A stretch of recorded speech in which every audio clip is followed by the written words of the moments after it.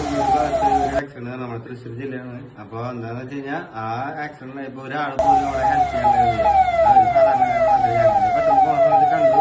പക്ഷെ ആൾക്ക് നല്ല വെയിറ്റ് എടുക്കാൻ പറ്റാത്ത സാഹചര്യം ആക്സിഡന്റ് ഉള്ളതല്ല. അപ്പൊ നമുക്ക് രണ്ട് അനുഭവത്തിൽ പെട്ടാൽ നമ്മള് ഹെൽപ്പ് ചെയ്യാൻ നിന്നു. പക്ഷെ ഒരു ഓട്ടോഷാരനെ വിളിച്ചപ്പോ ഓട്ടോഷാരെ ഞങ്ങൾക്ക് പറ്റില്ല എന്ന് പറഞ്ഞിട്ട് കൊണ്ടുപോയി. അവന്റെ കാറ് പറഞ്ഞ് നിർത്തിട്ടു.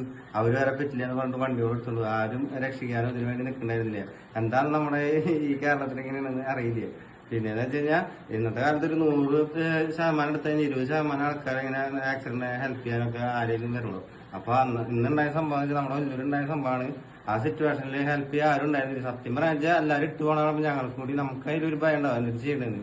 ആ സമയത്ത് പെട്ടെന്ന് ഞാൻ എന്റെ കൂട്ടുകാരനെ വിളിച്ചു. അജിത്ത് വരെ നമ്മുടെ രാമകൃഷ്ണനെ വിളിക്കുക. രാമെന്ന് പറഞ്ഞാൽ നമ്മുടെ ചാലക്കുടി കൊടകര തലൂർ ഭാഗത്താണ് അവന്റെ ശരിക്കും വീട്. അപ്പൊ അവനെ വിളിച്ച വശനെ നമ്മുടെ ഒല്ലൂരത്തെ എന്താ പറയാ ആംബുലൻസ് വന്നു. ആ ഡ്രൈവറും അതുപോലെ ആംബുലൻസ് ഡ്രൈവറിനെയും എന്താ പറയാ ഈ അജിത്ത് വരും കാരണമാണ് ആ പെട്ടെന്ന് ആ നിമിഷത്തിൽ നമുക്ക് ആ ആളെ ഹെൽപ്പ് ചെയ്യാൻ സാധിച്ചത്. അപ്പൊ അതിന്റെ ദൃശ്യങ്ങൾ എടുത്തിട്ടുണ്ട്. കാരണം അതിൽ കണ്ടറിയാം നമ്മൾ അതുപോലെ നിന്ന് വെയിറ്റ് ചെയ്തു. പിന്നെ വെച്ചാൽ അവിടെ ഉള്ളവര് പിന്നെ വെച്ചാൽ അതിന്റെ ഇടയിൽ ഒരു കാറ് വന്നിട്ടുണ്ടായിരുന്നു. ആ കാറിൽ ഫാമിലി മൊത്തം അവര് ഇറങ്ങിയിട്ട് ആ ചേട്ടനെ കയറ്റി കൊണ്ടുപോക്കെന്ന് പറഞ്ഞു. ആ സമയത്താണ് അവനെ വിളിച്ച് കിട്ടിയത്. ആ സമയത്ത് തന്നെ ഓൺ ദ സ്പോട്ടില് ആംബുലൻസ് എത്തി ആ കയറ്റി കൊണ്ടുപോയി. പിന്നെ തലയ്ക്ക് നല്ല പരിക്കുണ്ടായിരുന്നു. ആ ചേട്ടപ്പ എന്നിട്ട് നമ്മുടെ ഹോൾ ഫാമിലി ഹോസ്പിറ്റലുണ്ട്. തലൊരു ഭാഗത്താണ് ഉണ്ടായത് ആ വളവിൽ വെച്ചിട്ട്. അപ്പൊ എന്താന്ന് വെച്ച് കഴിഞ്ഞാൽ എനിക്ക് ഒന്നേ പറയാനുള്ള ഇപ്പൊ നമുക്കും ഭാവിയില് എപ്പോ വേണേലും ഒരു വിധി എന്ന് പറയാം. ആർക്ക് വേണേ എപ്പോ വേണേലും സംഭവിക്കണം ആക്സിഡന്റ് എന്ന് പറഞ്ഞിട്ട്. അപ്പൊ നമ്മള് എന്തൊരു ജസ്റ്റ് ഒന്ന് അവരെ ഹെൽപ്പ് ചെയ്യുക, ഒരു കൈതാങ്ങ് പോലെ ഒന്ന് ഇതാക്കി മതി, അവരുടെ ജീവൻ രക്ഷപ്പെടും. അപ്പൊ നമ്മള് ഒരാളുടെ ജീവിതം രക്ഷപ്പെടാൻ ഒരു പുണ്യപ്രവർത്തിയാണ്. നമ്മുടെ ലൈഫില് വിജയിച്ചു. അതെനിക്ക് പറയാനുള്ളൂ.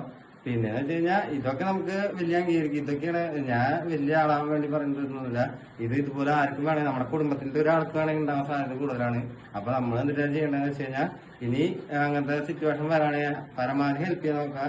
പിന്നെ അതിന് വേണ്ടിയുള്ള വലിയ നല്ല എന്താ നമ്മളെ ഹെൽപ്പ് ചെയ്യുന്നവർക്ക് എന്തെങ്കിലും പ്രശ്നങ്ങളൊന്നും വരാതെ നിയമം കൊണ്ടുവരണം എന്നുള്ള ഒരു അഭ്യർത്ഥന മാത്രം.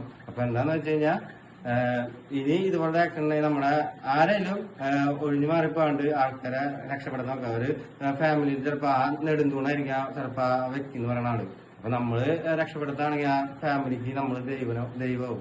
അപ്പൊ എന്താന്ന് വെച്ച് കഴിഞ്ഞാൽ പറഞ്ഞത് മാത്രം ഇന്നത്തെ സിറ്റുവേഷൻ ഉണ്ട് നമ്മളാകെ തകർന്നു പോയി.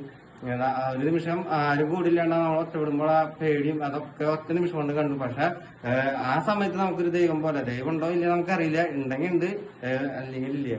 ആ സമയത്ത് നമുക്ക് എന്താ ആംബുലൻസ് ഡ്രൈവർ ആ ടൈമിലെത്തി. അതിന് മുമ്പ് നമ്മുടെ കൂട്ടുകാരനെ വിളിച്ചത് കൊണ്ട് കറക്റ്റ് കിട്ടി. ഞാൻ പറഞ്ഞു അജിത്ത് എന്ന് പറഞ്ഞത് ആ വിളിച്ചുകൊണ്ട് കറക്റ്റ് കിട്ടിയത് കൊണ്ട് നമുക്ക് അവിടെ എത്താൻ സാധിച്ചു. ജസ്റ്റ് അതിന്റെ വീഡിയോ ഉണ്ട്, ഞാൻ കാണിച്ചു തരാം. അപ്പൊ എല്ലാവരും